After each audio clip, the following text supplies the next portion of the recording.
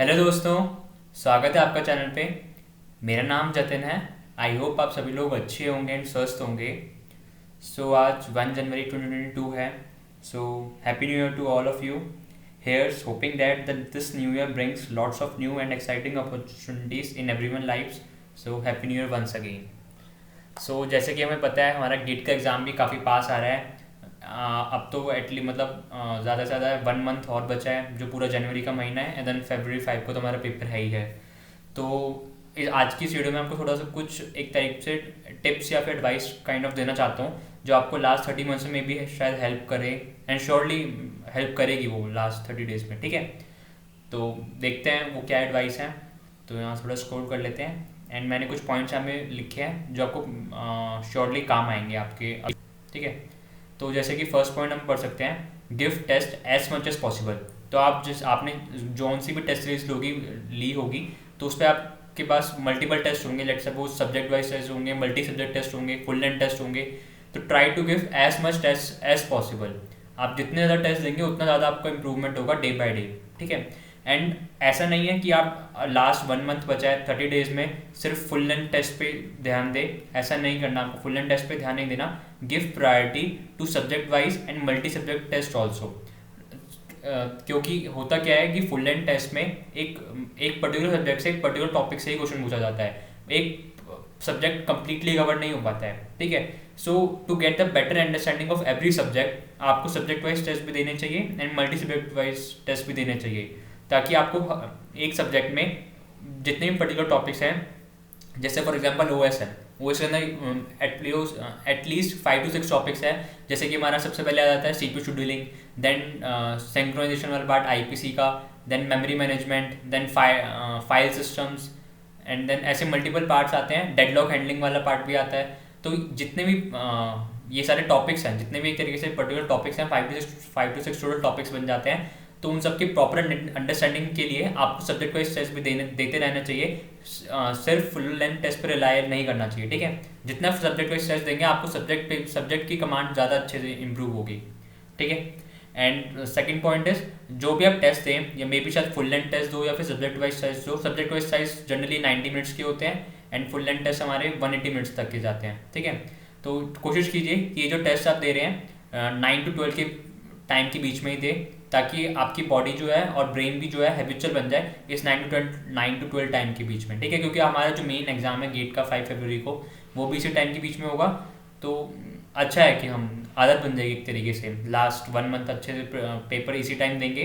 तो ऐसा नहीं लगेगा कुछ कि एक तरह से कि 5 फरवरी को कुछ नया अलग से पेपर दे रहे हैं।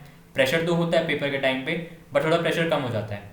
ठीक है, तो कोशिश कीजिए कि 9 to 12 के बीच में वो पेपर दीजिए जो आप अभी प्रैक्टिस टेस्ट या फिर देंगे अभी प्रॉपरली।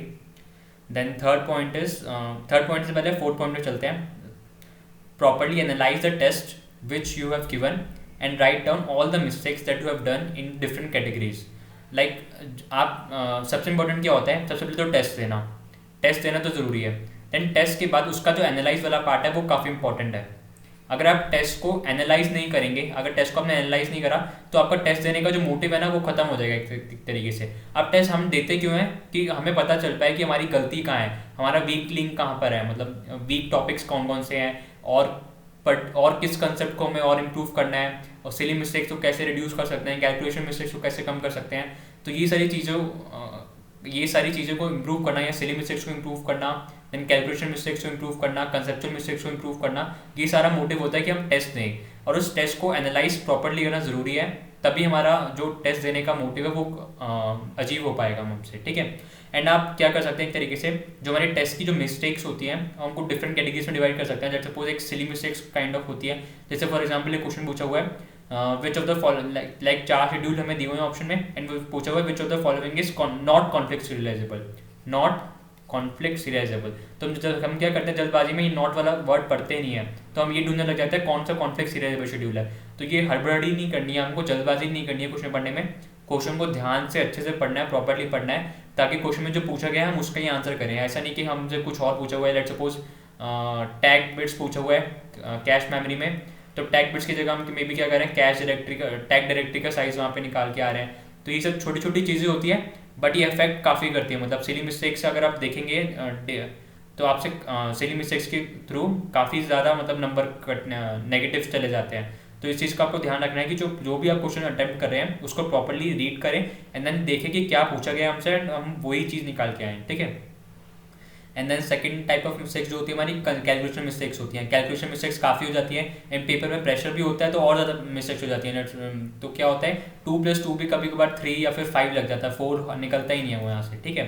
तो कैलकुलेशन मिस्टेक्स भी आपको ध्यान रखना है कि कम से कम कैलकुलेशन मिस्टेक्स हो एंड कैलकुलेटर होता है अवेलेबल, बट कैलकुलेटर में कैलकुलेशन करने में टाइम लग जाता है। तो आपका जितना हाथ से कैलकुलेशन दिमाग से आप करेंगे जितना वो तेज़ होगा तो उससे भी क्या कहते हैं इफेक्ट पड़ता है, मतलब टाइम थोड़ा बच जाता है। कि छोटी मोटी कैलकुलेशन आपको ज़रूरी नहीं है कि हर चीज़ कैलकुलेटर में ही करें, ठीक है। कोई हाँ कॉम्प्लेक्स कैलकुलेशन है तो वो आप कर सकते हैं, बट कॉम्प्लेक्स और कैलकुलेशन भी कम ही होती है।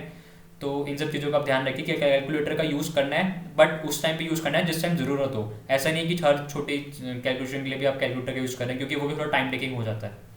And then third type of mistakes जो होती है हमारी कंसेप्चुअल मिस्टेक्स होती है। कंसेप्चुअल मिस्टेक्स यानी कि आपने कोई टॉपिक है वो आपको भूल गए हैं, जैसे जैसे फॉर एग्जांपल मास्टर रिलेशन पढ़ा। मास्टर रिलेशन से आपने रिकन्सिलेशन सॉल्व करने के लिए 3 केस होते हैं इसमें, तो वो 3 केस याद करें, ठीक है। एंड देन मे भी हो सकता है कि पेपर देते वक्त आपको वो रिकन्सिलेशन मास्टर थ्योरम के 3 केसेस याद ना रहे, तो इस टाइप को कह सकते हैं कंसेप्चुअल मिस्टेक्स काइंड ऑफ, ठीक है। तो इसमें आप क्या करना होता है, आपको जो भी आपके सब्जेक्ट्स हैं इनको प्रॉपर्ली रिवाइज कीजिए एंड जब भी आपकी कोई भी कंसेप्चुअल मिस्टेक्स होती है तो आपको उस पर्टिकुलर टॉपिक पे ज़्यादा ध्यान देना होती है, ठीक है। मे भी हो सकता है कि आपको वो टॉपिक स्ट्रांग हो वीक हो, बट आपको अगर कंसेप्चुअल मिस्टेक हो रही है तो इस पर प्लीज़ ज़्यादा ध्यान दीजिए एंड दीज 3 मिस्टेक्स मतलब अफेक्ट कर सकती है मे बी आपके मेन पेपर में। तो इन सब चीज़ों का हम ध्यान रखेंगे तो हमारा गेट का स्कोर बेटर बन सकता है, ठीक है। और ये जो मिस्टेक्स हैं इनको कम से कम करेंगे तो ये थर्ड वाला पॉइंट है हमारा डायरेक्टली अचीव हो जाएगा, एक तरीके से इनडायरेक्टली अचीव हो जाएगा। ये हमें क्या है, try to improve the accuracy, make less mistakes, यानी कि तो जितनी कम ही मिस्टेक्स करेंगे उतना ज़्यादा हमारी एक्यूरेसी बढ़ेगी। लेट्स अगर आप स्टार्टिंग में अगर आपने टेस्ट दिया है तो 10 में से लेट्स सपोज अगर 5 to 6 क्वेश्चन ही सही होते हैं तो इम्प्रूव करिए कि एक्यूरेसी और इम्प्रूव हो जाए। लेट्स सपोज 8 या फिर 9 या एटमोस्ट 10 ही सही हो जाए, ठीक है। 10 की तो पॉसिबिलिटी कम होती है, बट एटलीस्ट 8 to और 9 तो क्वेश्चन तो कम से कम सही हो 10 क्वेश्चन में से, तो आपको इतनी एक्यूरेसी तो अचीव करनी ही करनी है, ठीक है। जितना बेटर हो सके उतना बेटर अचीव करना है, ठीक है। ऐसा नहीं कि ये नंबर 5 to 6 8 to 9 कुछ नंबर है, बट जितना बेटर हो सके आपको उतना अचीव करना है। And the last point is, ये लास्ट पॉइंट काफ़ी इंपॉर्टेंट है, जो भी आप मिस्टेक्स करते हैं try not to see the answer. मतलब आपने कोई भी अगर इनकरेक्ट क्वेश्चन अटेम्प्ट जो आपने क्वेश्चन अटेम्प्ट करा, ठीक है, लेट्स सपोज एक क्वेश्चन है एंड वो आपने अटेम्प्ट करा, ये आपका इनकरेक्ट हो गया, ठीक है। तो आपको डायरेक्टली इसका सॉल्यूशन नहीं देखना है, आप जाके डायरेक्टली इसका सॉल्यूशन ना देखें, डायरेक्टली इसका सॉल्यूशन जो है वो नहीं देखना है, इसको एटलीस्ट 2 से 3 बार ट्राई करना है, एटलीस्ट 2 से 3 बार ट्राई कीजिए बिना सॉल्यूशन देखे, ठीक है। एंड देन कोशिश कीजिए कि आपका आंसर सही बन जाए एंड किसी से पूछे भी ना, मतलब ना अपने टीचर से पूछे ना दोस्त से पूछे, एटलीस्ट 2 से 3 बार अगर ट्राई करेंगे एंड देन आपसे नहीं बन पा रहा, देन आप सॉल्यूशन देख सकते हैं, तब भी सॉल्यूशन देखिए एंड ये आपको प्रॉब्लम सॉल्विंग में काफ़ी इंप्रूवमेंट करेगा एक तरीके से, ठीक है। जैसे यहाँ पे लिखा हुआ है try not to see the answers in the questions in which you have done the mistakes. जिस क्वेश्चन में आपने मिस्टेक करी है उस प्लीज उसका आंसर मत देखिए and make sure to again attempt the incorrect question. जो भी आपने इनकरेक्ट क्वेश्चन करे हैं या फिर लीव कर दिए थे, क्वेश्चन स्किप कर दिए थे, उनको एटलीस्ट 2 से 3 बार ट्राई कीजिए एंड मेक श्योर कि वो आगे आने वाले पेपर में वो मिस्टेक्स ना हो, ठीक है। तो ये सब कुछ मिस्टेक्स थी, ये कुछ एडवाइस और टिप्स थी जो हमको देना चाहता था गेट एग्जाम से 1 मंथ पहले। सो आई होप मतलब ये श्योरली आपको हेल्प करेंगे आपके गेट प्रिपरेशन में। एंड अब तक इस चैनल पे अप्रॉक्सीमेटली 120-122 वीडियोस ऑलरेडी आ चुकी हैं, तो वो भी आप देख सकते हैं। मैं नीचे प्लेलिस्ट में सारी वीडियोस का लिंक दे दूंगा, तो वहाँ से भी आप जाके आप देख सकते हैं, ठीक है। तो आई होप मतलब आपको इससे थोड़ा सा फ़ायदा हुआ होगा एंड अगर आपको वीडियो पसंद आई है तो प्लीज़ वीडियो को लाइक कीजिए, चैनल को सब्सक्राइब कीजिए ताकि मुझे मोटिवेशन मिलती रहे एंड आपको भी नोटिफिकेशन टाइम पे मिले। तो और अगर आपका कोई भी डाउट हो वीडियो को कमेंट सेक्शन में ज़रूर लिखिए, मैं ज़रूर ट्राई करूँगा कि आपके क्वेश्चन का आंसर ज़रूर दे सकूँ, ठीक है। तो चलिए फिर नेक्स्ट वीडियो मिलते हैं, तब तक के लिए बाय बाय।